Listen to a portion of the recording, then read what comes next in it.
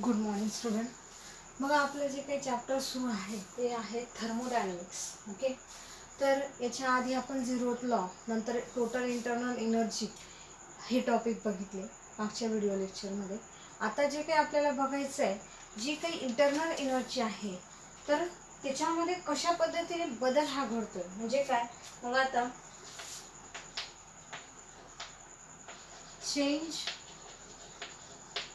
In internal energy of a system हा topic आपल्याला बघायचा आहे. तर change in internal energy of a system म्हणजे एखाद्या सिस्टीममध्ये जी काही इंटरनल एनर्जी आहे ती कशा पद्धतीने तिथे बदल हा घडतोय. म्हणजे सुरुवातीला जर समजा इनिशियल स्टेटमध्ये ती सिस्टीमचं टेम्परेचर कसं असेल, नंतर फायनल स्टेजमध्ये त्या सिस्टीमचं टेम्परेचर कसं असेल, ते आपल्याला इथे बघायचं आहे.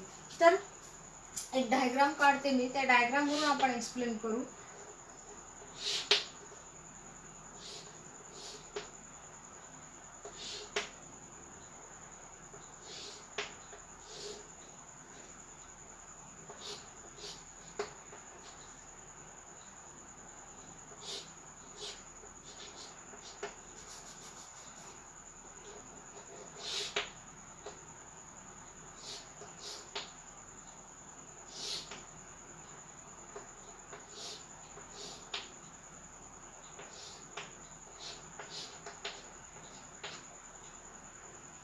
बघा, आता ही जी काही असणार आहे वरची तुम्हाला दिसते, तर ही फायनल स्टेट आहे एक प्रकारे. म्हणजेच काय, बघा आता इथे एक बर्नर आहे, म्हणजे इथे ही जी काही तुम्ही लॅबमध्ये बघितलं असेल, स्पिरिट लॅम्प असतो किंवा बर्नर असे असतात, केमिस्ट्री लॅबमध्ये हे जास्त तिथे यूज हे होत असतात.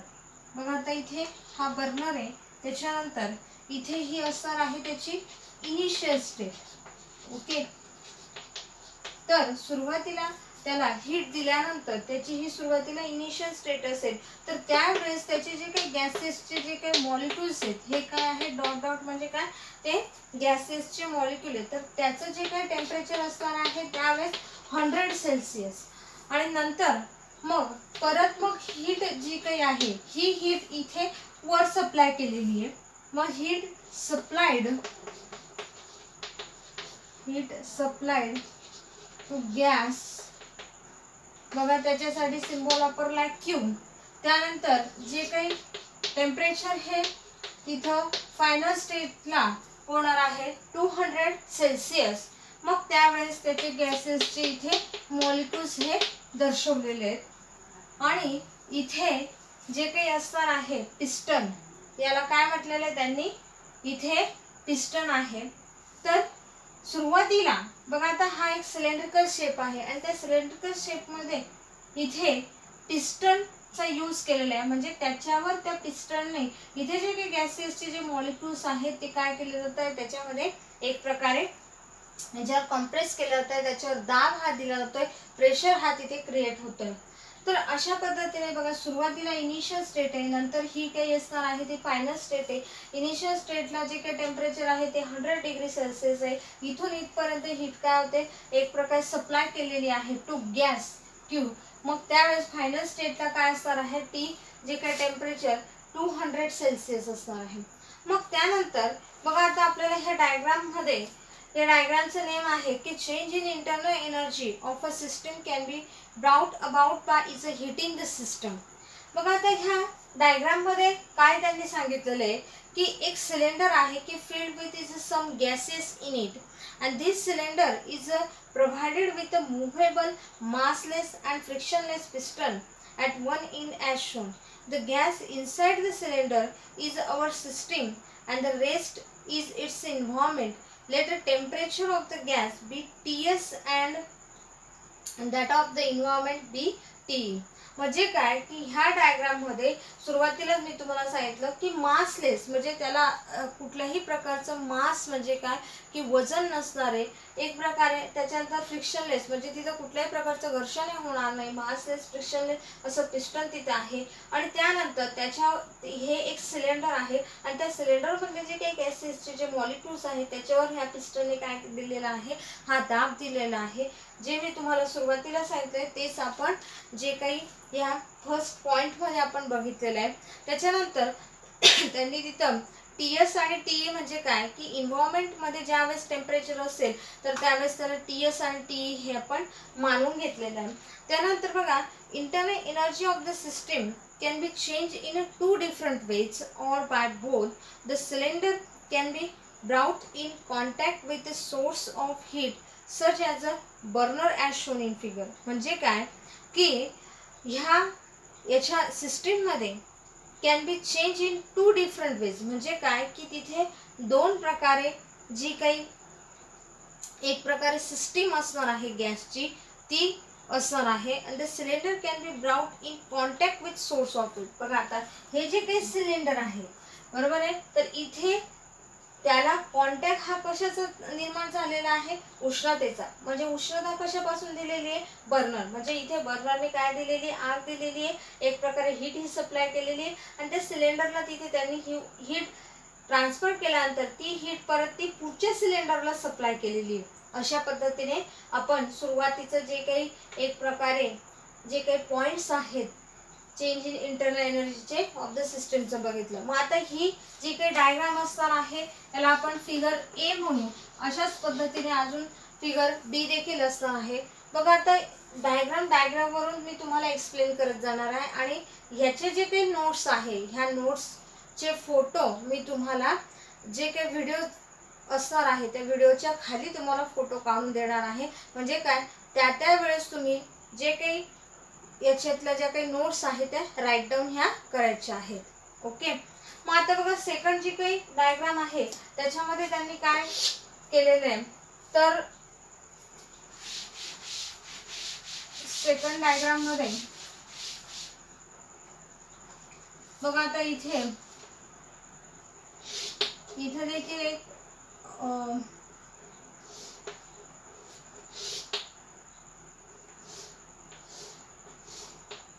बघा इथे गॅसेसचे मॉलिक्यूल आहेत आणि हे जे काही गॅसेसचे जे काही मॉलिक्यूल आहेत एक प्रकारे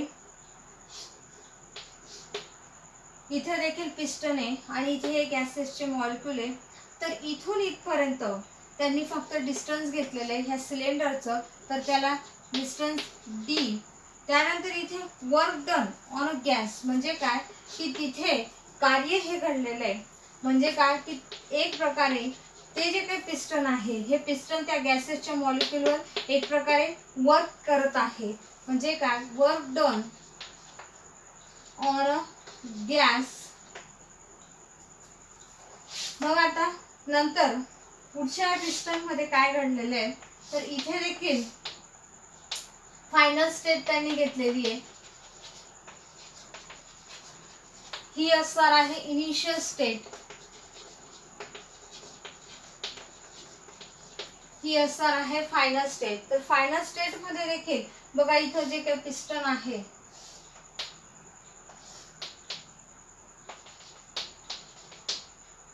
इथे अशा पद्धतीने बघा इथं T is equal to 100 Celsius आणि इथं देखील T is equal to 200 Celsius. बघा मागच्या डायग्राम मध्ये वर्क जे काही आहे वर्क डन हे तिथे घडत नव्हतं. आता मात्र या सेकंड डायग्राम मध्ये काय करतंय की वर्क डन तिथे क्रिएट झालेले आहे. म्हणजे काय की एका सिलेंडर मधून दुसऱ्या सिलेंडरवर तिथे काय घडणार आहे वर्क डन हे क्रिएट होणार आहे. मग आता बघा फिगर जी काही बी आहे फिगर बी त्याचं जे काही नेम असणार आहे change in internal energy of a system can be bound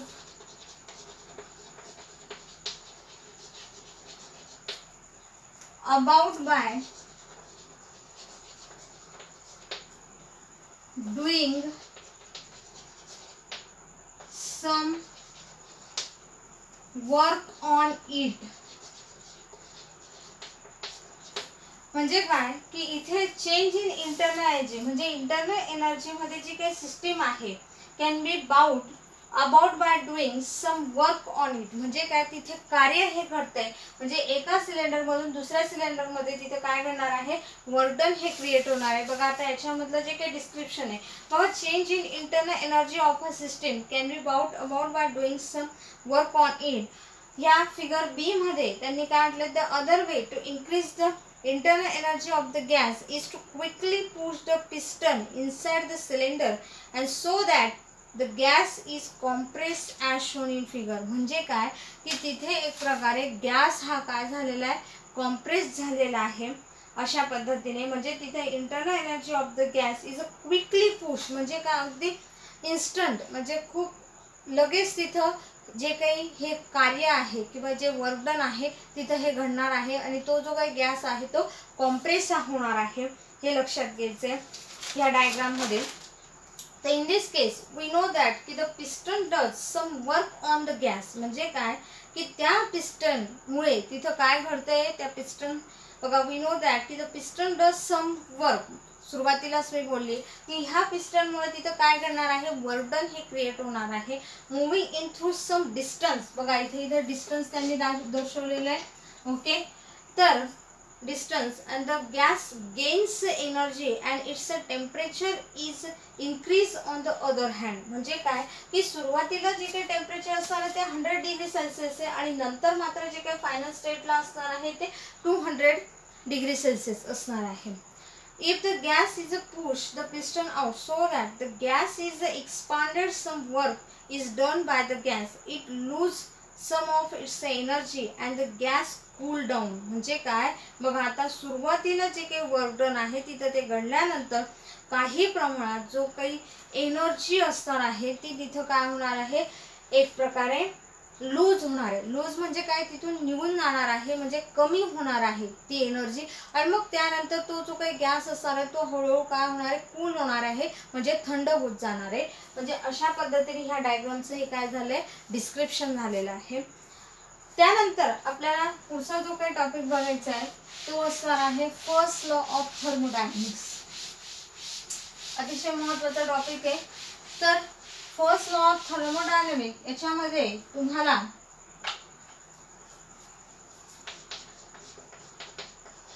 first law of thermodynamics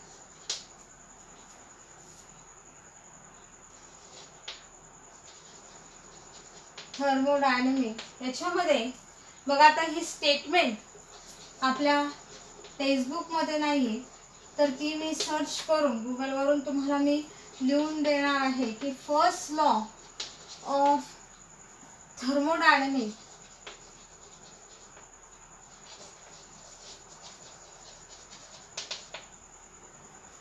state that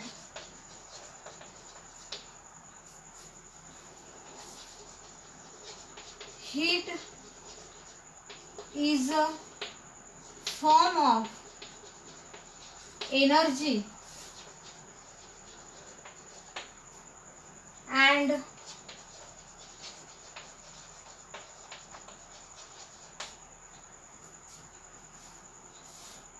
thermodynamic process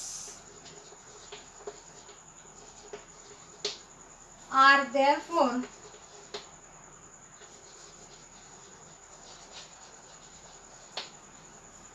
subject to the principle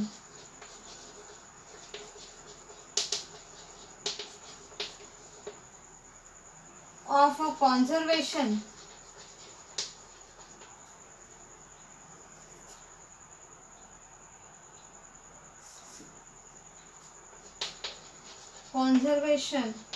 of energy.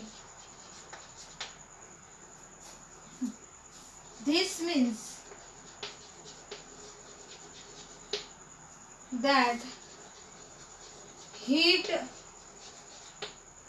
energy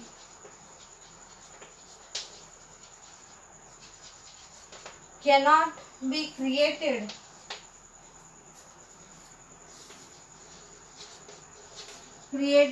or destroyed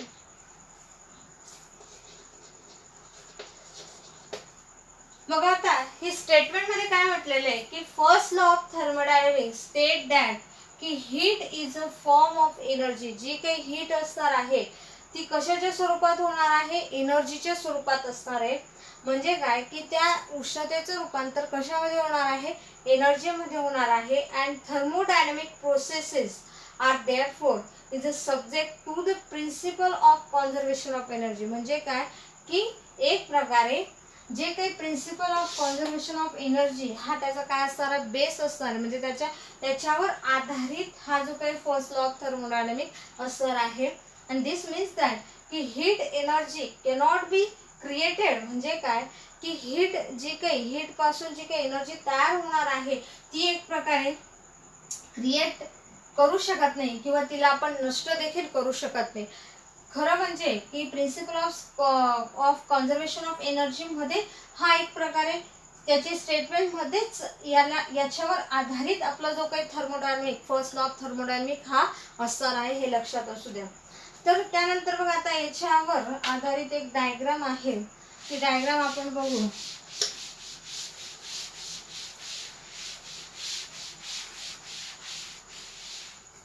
बघा आता डायग्राम मध्ये सुरुवातीला एक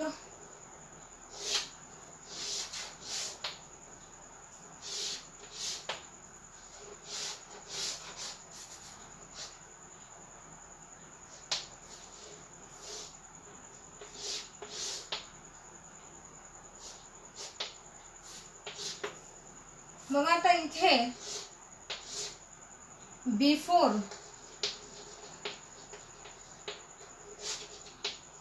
त्यानंतर इथे असणार आहे after.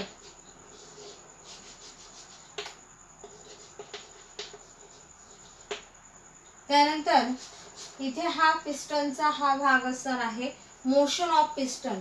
Okay, motion of piston. Figure A बघा इथे जे काही घडतंय ते असणार आहे positive work done bye system.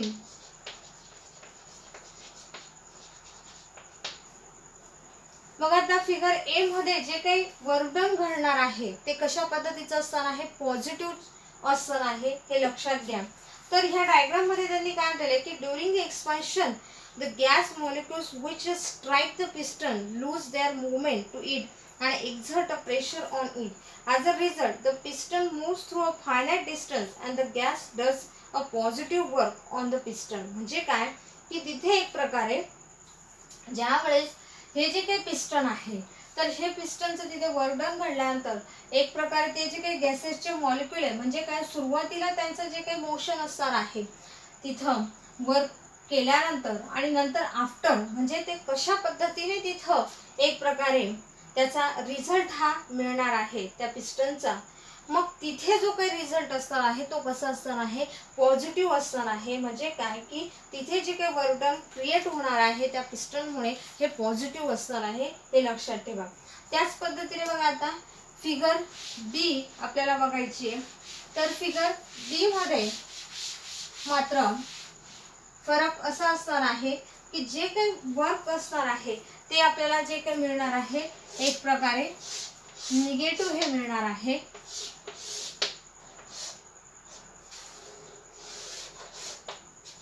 कसं मिळणार आहे ते निगेटिव्ह मिळणार आहे. बघा आता इथे देखील पिस्टन आहे, त्या पिस्टनची इथे ही मोशन दाखवलेली आहे, मोशन ऑफ पिस्टन. बघा आता इथे पिस्टन मूव्स इन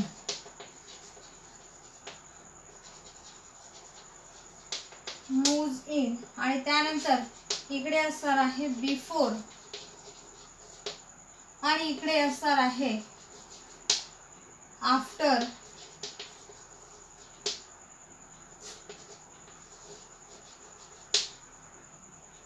तर बघा आता ह्या फिगर बी मध्ये त्यांनी फिगर बी चं जे काही नेम असणार आहे negative work done bye system.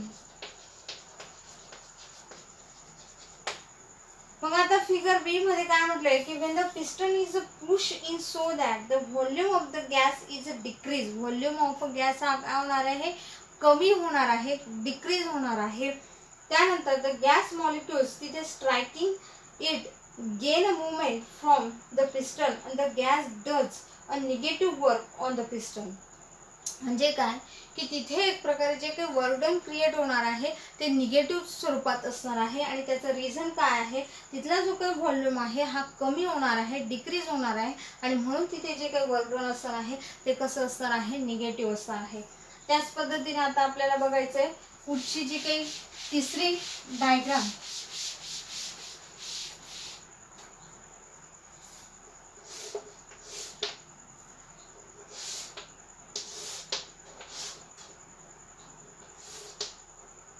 मग आता इथे देखील पिस्टन आहे, इथं याला ए नाव दिलेलं आहे.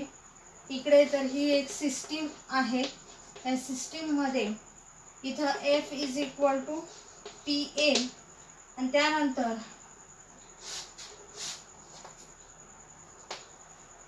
इथे फिगर सी चं जे काही नाव असणार आहे की force that a system enclosed in a cylinder.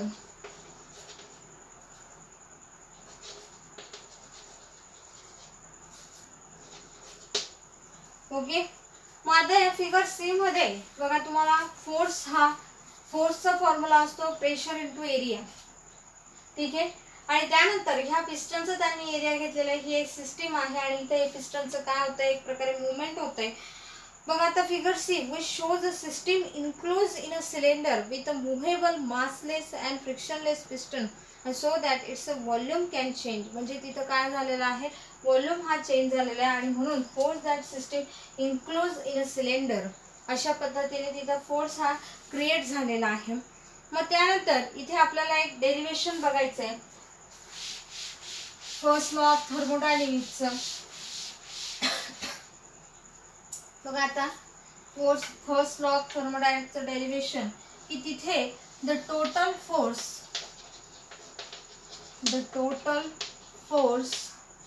exerted by the system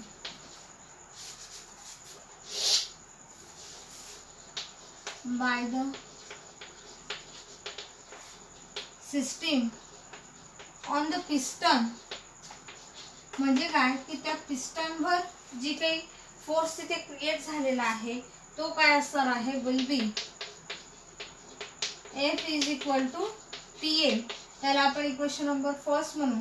मग आता बघा वर्क डन बाय धिस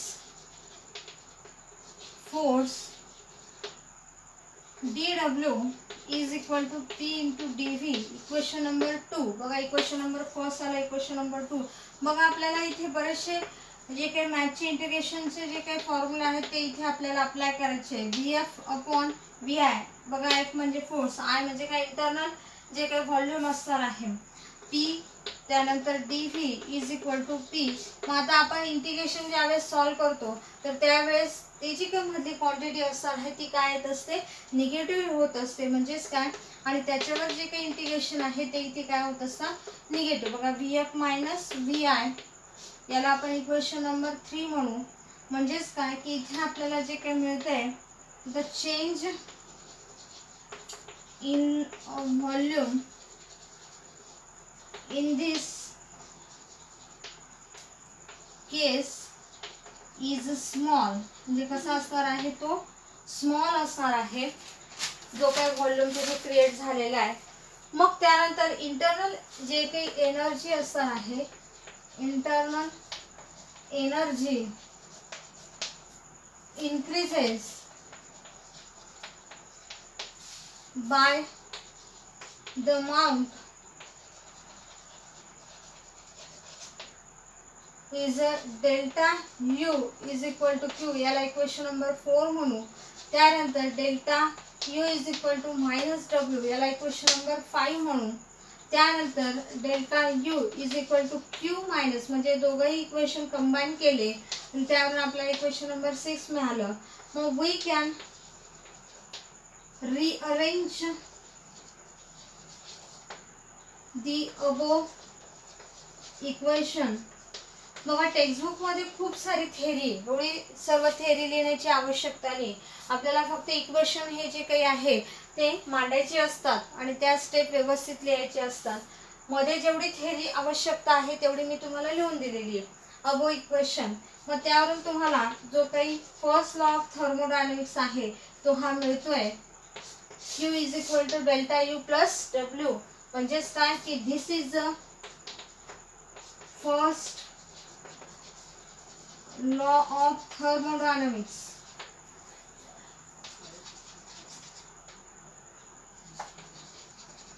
अशा पद्धतीने एक प्रकारे हा जो पॉइंट असणार आहे तो अतिशय महत्त्वाचा आहे. फर्स्ट लॉ ऑफ थर्मोडायनामिक्स व्यवस्थित अंडरस्टँड करायचं आहे सर्व विद्यार्थ्यांना. नमस्कार.